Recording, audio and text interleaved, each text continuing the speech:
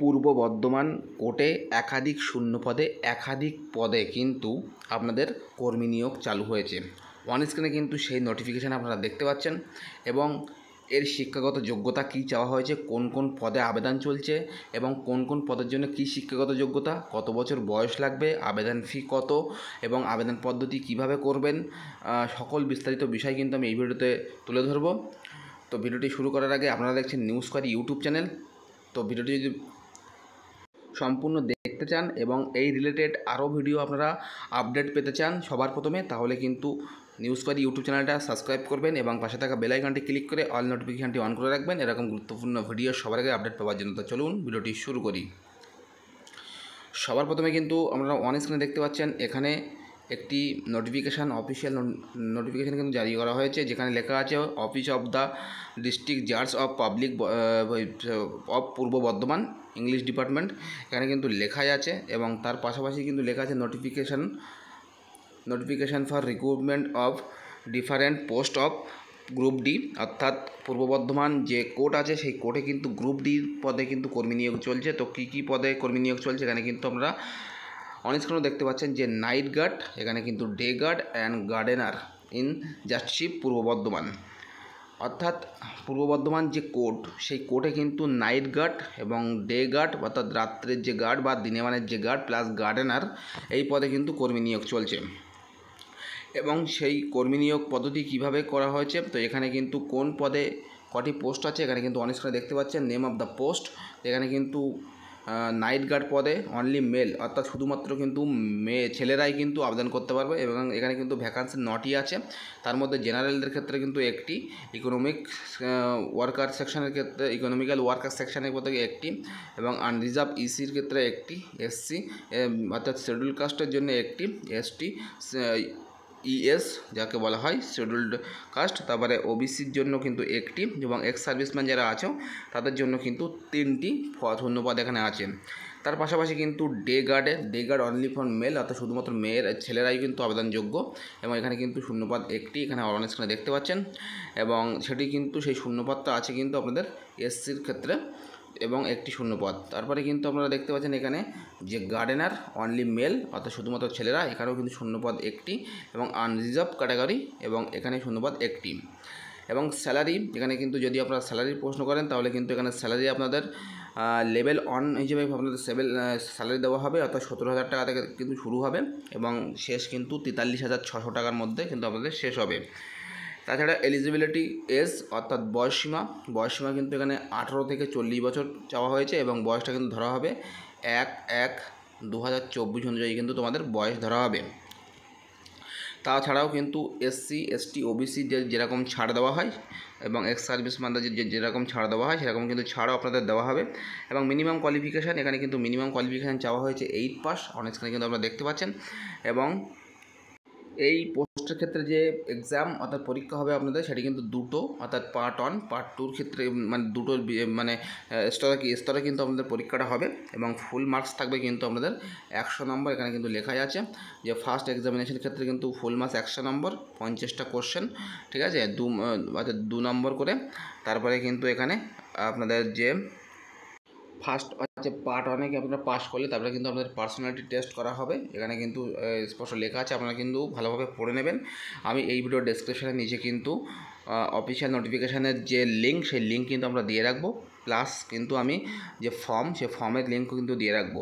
এই পদে আবেদন করতে গেলে যারা সাধারণ বা আপনার ওবিসি আছো তারা কিন্তু এখানে 300 টাকা পেমেন্ট করতে হবে, আর যারা শিডিউল কাস্ট এসসি তাদের কিন্তু 100 টাকা পেমেন্ট করতে হবে, অন স্ক্রিনে আপনারা দেখতে পাচ্ছেন।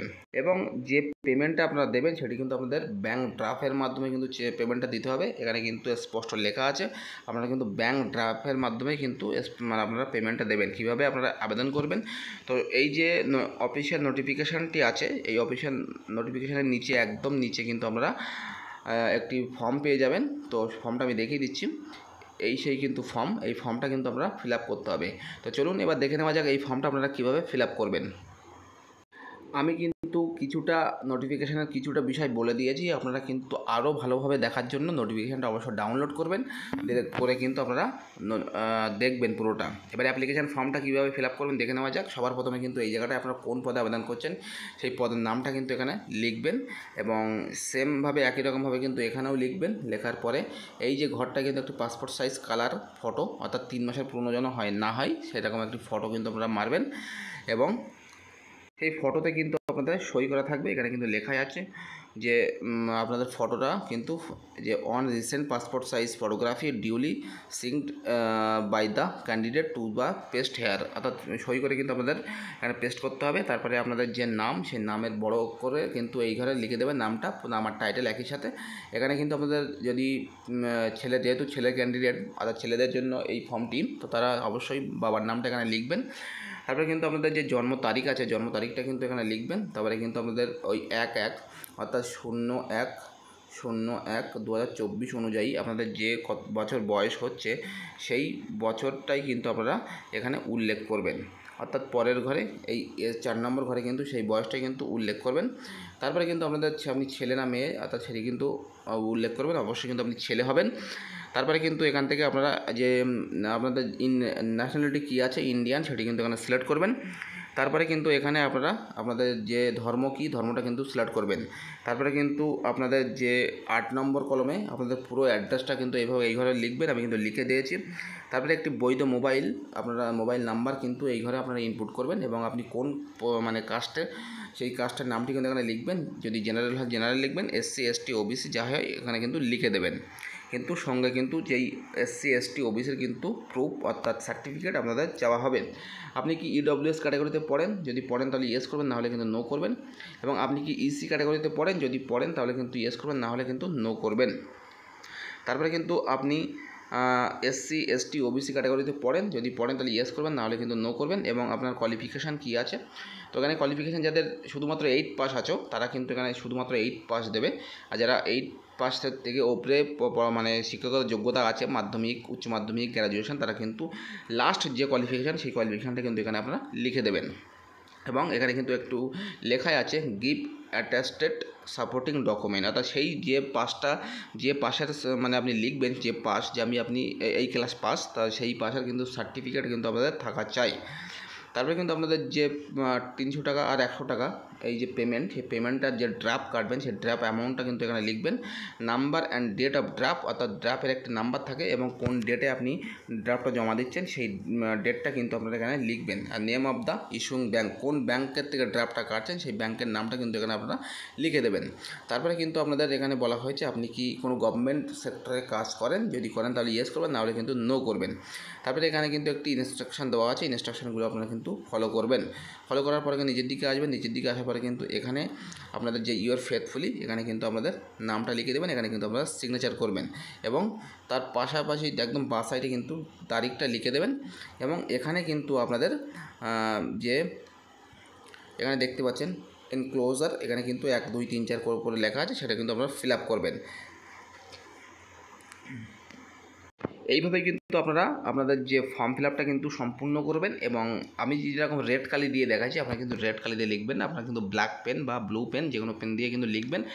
লেখার পরে কিন্তু আপনারা এই ফর্মটা 3 ভাঁজ করে একটি সুবরি লাটের যে চিঠির খাম পাওয়া যায় সেই চিঠির খামে কিন্তু আপনাদের ভরতে হবে। ভরার পরে এখানে এই যে অর্থাৎ আমি দেখিয়ে দিচ্ছি, এখানে এই যে অ্যাড্রেসটি আছে এই অ্যাড্রেসে কিন্তু আপনাদের ফর্মটা পাঠাতে হবে, এটা কিন্তু আপনারা মাথায় রাখবেন। আবারও কিন্তু আমি মানে মার্ক করছি, এই যে বোল্ড কালি অর্থাৎ একটু ডিপ ব্ল্যাক কালি দিয়ে লেখা আছে দ্য ডিস্ট্রিক্ট জাজ কাম ডিস্ট্রিক্ট রিক্রুটমেন্ট, এখান থেকে কিন্তু আপনারা 713101 এই পর্যন্ত কিন্তু আপনারা চিটের যে মানে খাম হবে আর কি, সেই খামের কিন্তু ডান সাইডে একটু নিচের দিকে কিন্তু আপনারা লিখবেন, এবং বাঁ সাইডে চিটের বাঁ সাইডে ওপরের দিকে কিন্তু ফ্রম আপনার পুরো ডিটেলসটা লিখবেন।